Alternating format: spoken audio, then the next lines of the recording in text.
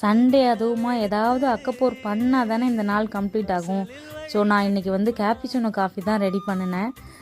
இதுக்கு பின்னாடி ஒரு ஸ்மால் ஸ்டோரி என்ன அப்படின்னா, நான் இந்த ஊருக்கு வந்தப்போ எனக்கு கேப்பிச்சினோனா என்னென்னு தெரியாது, எஸ்ப்ரெஸோனா என்னென்னு தெரியாது. ஸோ கடையில் போய் நம்ம காஃபின்னு கேட்டாலே வித் மில்கா வித்தவுட் மில்கா அப்படின்னு கேட்பாங்க. இது என்னடா காஃபிக்கு வந்த சோதனை அப்படின்ற மாதிரி தான் எனக்கு இருந்துச்சு. ஸோ நான் ஃபஸ்ட் டைம் வந்து காஃபி இந்த ஊரில் குடித்தது எஸ்ப்ரெஸோ அப்படின்னாக்கா ஜீனியும் இல்லை, பாலும் இல்லை, வெறும் டிகாஷன் தான் எஸ்ப்ரெஸோன்னு சொல்கிறாங்க. இப்போ நம்ம ஊரில் வந்து புல்லட் காஃபின்னு கூட இப்போ வந்து ட்ரெண்ட் ஆகிட்டுருக்கு. புல்லட் காஃபின்னா அந்த டிகாஷனில் கொஞ்சோண்டு நெய் விட்டு குடித்தாக்கா லிவருக்கு ரொம்ப நல்லது அப்படின்னு சொல்லிட்டு. ஸோ அதுதான் அந்த எஸ்ப்ரெஸோ.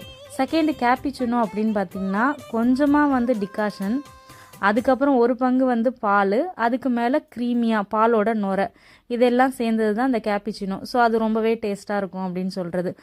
அப்போ நம்ம ஊரில் நம்மலாம் குடிக்கிறோம் இல்லையா, அந்த காஃபி பேர் தான் லேட்டே. லேட்டேயில் என்ன இருக்கும் அப்படின்னா கொஞ்சமாக டிகாஷன், பால் அதிகமாக இருக்கும், நுரையும் கொஞ்சம் கம்மியாக இருக்கும். சேம் நம்ம ஊரில் குடிக்கிற காஃபி எல்லாமே வந்து லேட்டே டைப் தான். ஸோ இதுதான் எனக்கு தெரிஞ்ச காஃபியோட டிஃப்ரென்ஸ். இன்னும் நிறைய காஃபி இருக்குது, ஹாட் சாக்லேட் இருக்குது, அது மாதிரி ஏகப்பட்ட வெரைட்டிஸ் இருக்குது. எனக்கு இதுவே போதுண்டா அப்படின்ற மைண்ட் செட்டுக்கு நான் வந்துட்டேன்.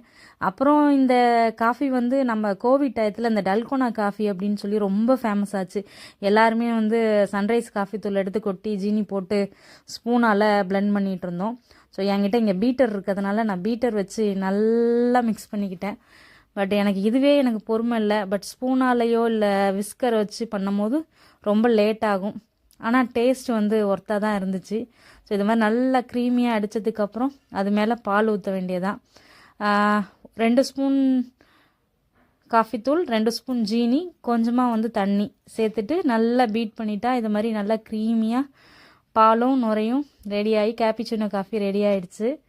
வீடியோ பிடிச்சிருந்துச்சுன்னா லைக் பண்ணுங்கள், கமெண்ட் பண்ணுங்கள், என்னோடய சேனலில் சப்ஸ்கிரைப் பண்ண கன்சிடர் பண்ணுங்கள். Thank you to all.